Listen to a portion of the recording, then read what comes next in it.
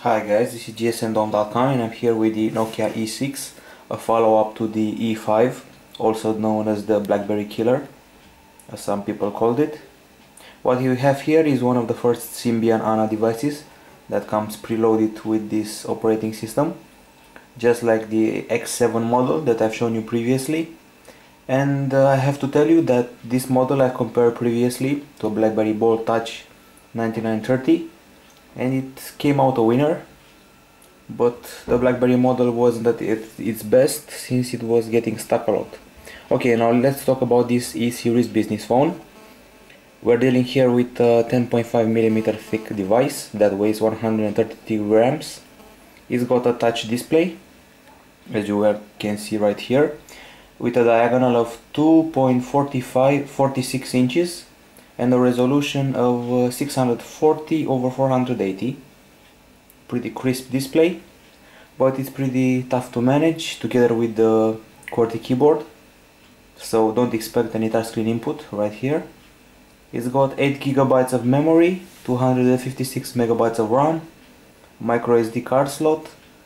As far as connectivity goes, predictably enough, HDPA 10 MB per second, Wi-Fi, Bluetooth 3.0, micro USB 2.0. At the back, an 8-megapixel camera right here with dual LED flash, geotagging, face detection, 720p capture and other features. Inside there is a 680 MHz ARM11 CPU.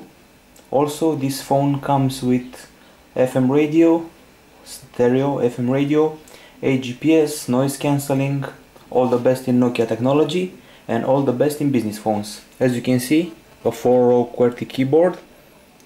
The keys are pretty well lined up, although they're a bit too tiny for my fingers and they're a bit too close. The BlackBerry models are more well spaced. There's also this audio jack at the top that serves for TV out purposes. Right here you insert the memory card, yes. This is the on-off button at the top. On the left side we have the micro USB port. Let me show you, here it is. Left upper side, nothing on the lower side. At the bottom the charging port and a lot of keys on the right side, the 2 volume buttons here, and among them, between them, there's the mute silence button that also serves to prompt the vocal commands.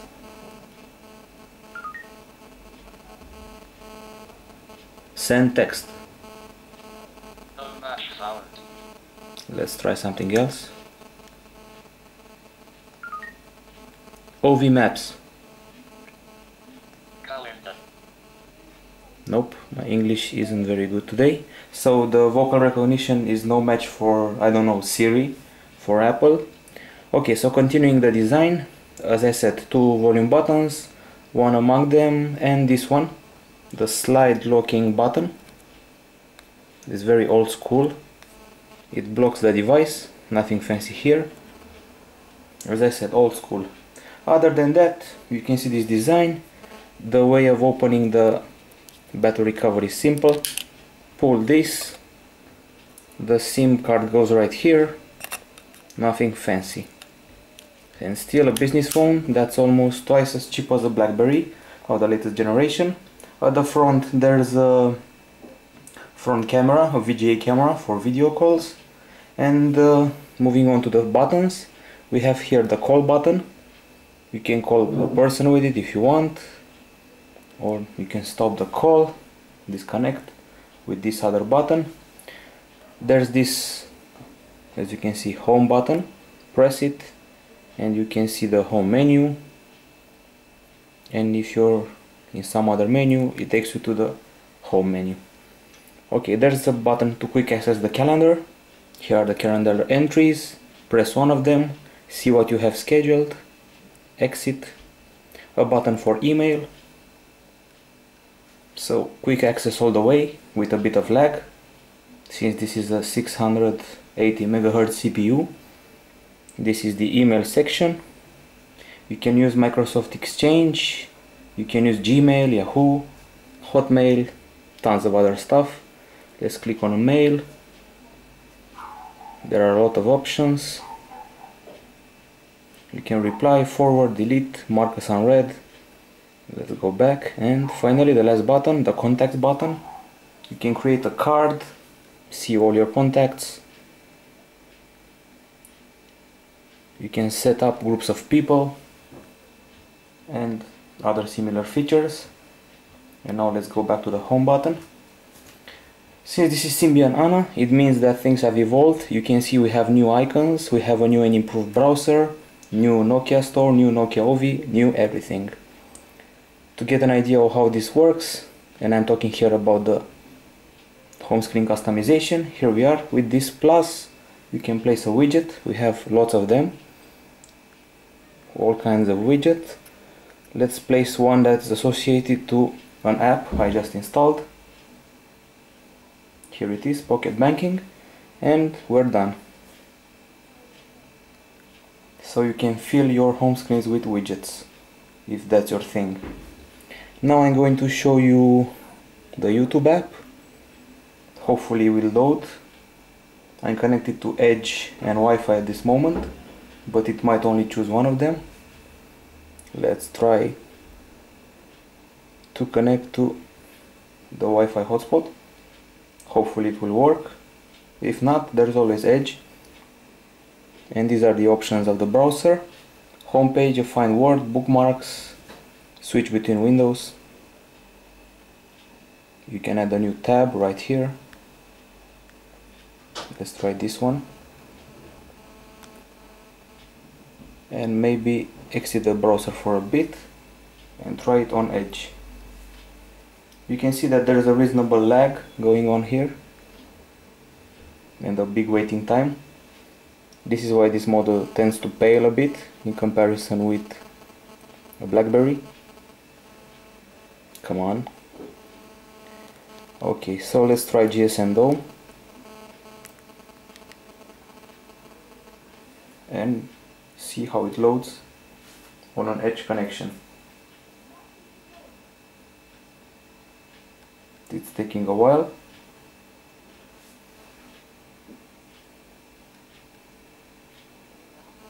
Let's see some of these options. Oh, so here it is, it's loading finally. And here at the top we have the, so to say, the amount of data that's being downloaded. If you're a cheapskate, but who has a business phone and is a cheapskate. Looking at the design in the meantime, it's pretty light, not so wide as a BlackBerry, easy to hold with one hand, pretty hard to text with one hand, that's for sure.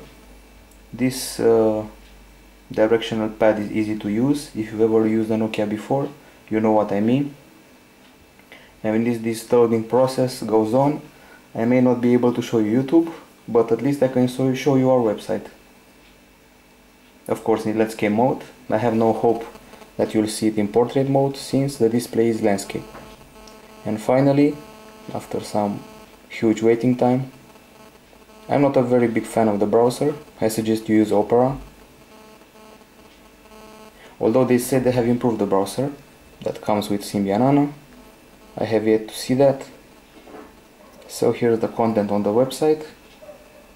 It has loaded. There's a bit of lag here.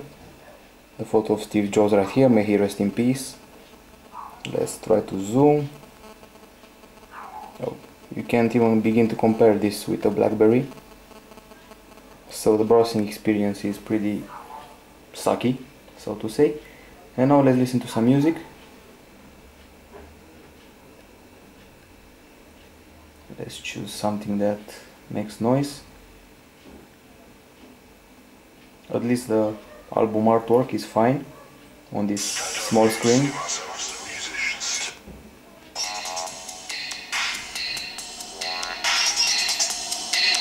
Of course, as usual, good speakers.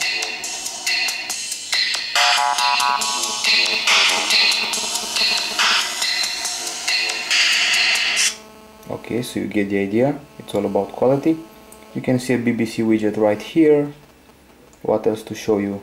Of course, there's maps. This is the section you might be interested in, with contacts, web, of course, As I said, maps. Let's try to check out a map. Here we are, trying to get some triangulation. Not very many options. As you can see, you can't enable the satellite view, which is pretty strange. You have to do with map view and terrain view. Nothing much here really. You can check in if you want, but this will take some time. It will show you some landmarks nearby and places based on your account with Ovi. This will take a while. You also have a history of places you've been to. And if you ever use Facebook, you know what check-in means. Okay, so I am not patient enough to try this. Let's try the camera, an aspect I was really impressed with. Let's use this fruit right here and try to take a picture of it using the 8 megapixel camera with geotagging that I just apparently left. No camera button. So this is it. Took a picture of it with flash, and here's some zoom. Quite a lot of zoom. Pictures look great. A couple of options to tweak. Scene mode, face detection, self-timer, color tone, white balance, exposure, and you can see some of the photos I've taken. They're pretty cool. Pretty clear, especially in daylight. The colors are very bright, although this small screen doesn't do them justice. I was more impressed by the video than the photos, to be honest. Okay, so of course you can socialize. I have here the socializing widget from the OV Social. I integrated my Twitter account and my Facebook account that are loading right now. So here we are. You have all the activity here, both tweets and Facebook in the same menu. It looks pretty nice. You can update your status immediately, post a picture, see what other people are talking about, and that without even having to access the app. And since I mentioned apps, it's time to see some pocket banking. Yes. Let's see what this is about. The pocket banking app. Since this is a business phone. As I said, then I'm not a very big fan of the keyboard. That's not well spaced. And Symbian Anna doesn't seem much of an update. Maybe Symbian Bell will change this. But at least the camera is solid, but you don't want that from a business phone, do you? So here we are. We have a converter from other currencies. You can see the local trading options, the stocks, nearby banks. You'll now see a list of banks that are nearby and some ATMs, something that we require from a business phone. Huge loading time, a major problem of this device. I can see that many people are praising the Nokia E6 for innovation, but the lag is a big problem, and it's not even the network that's affecting it. On Wi-Fi we had the same problems. So as I said, these apps should have shown me the banks that are nearby, but it doesn't seem to be working.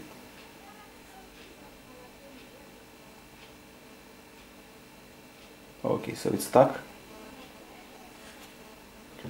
This is the usual for Nokia lately. Good experience, cramped by poor hardware and poor software. The hardware isn't that bad, but they should be up to date with the 1 GHz CPU or something. Honestly, this is no match for the Nokia E5 that really innovated when it came out.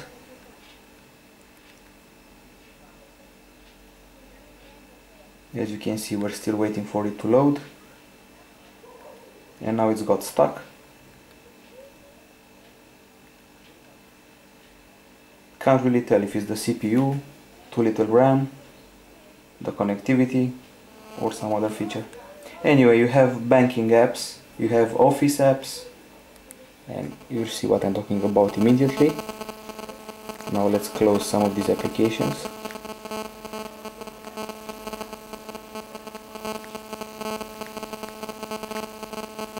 Okay, this is dying.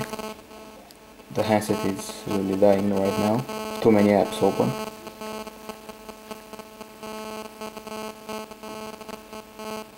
Try to close them down a bit.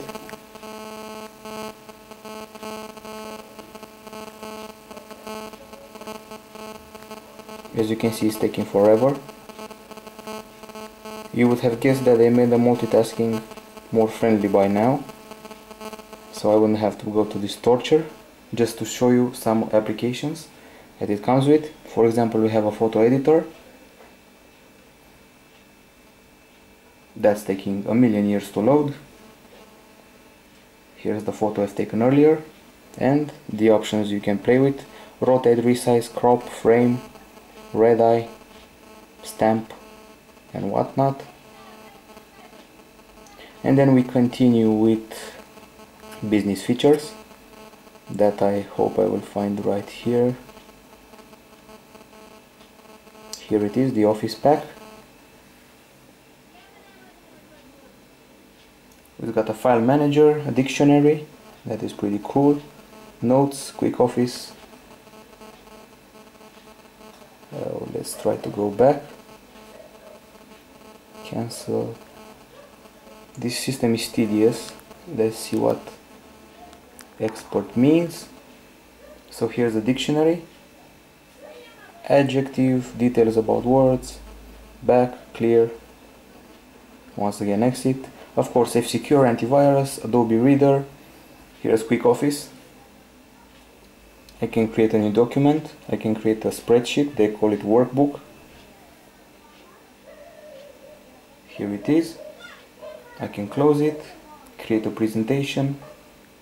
I also have a calculator right here, a zip file application, and I also installed a couple of stuff, such as the pocket banking from earlier that failed on me, and a very cool Nestle app for fitness purposes. We have nutrition, fitness, mood, challenges, progress, info. You can select what you eat during a day, get recommendations based on your weight or height. There are rules, there's even a prize in it for you. Nutrition tips from nutrition experts from Nestle. Also the amount of fitness you must do every day. And all of that from Nestle. And it's loading and loading. Okay, so you get the idea. You'll face huge loading times with the Nokia E6. This is gsandon.com, and I sure hope you'll enjoy this device more than I did and not be plagued by these loading times. I can't really recommend that you buy this phone unless a better Symbian and some upgrades come for it. So overall, an underwhelming experience with the Nokia E6.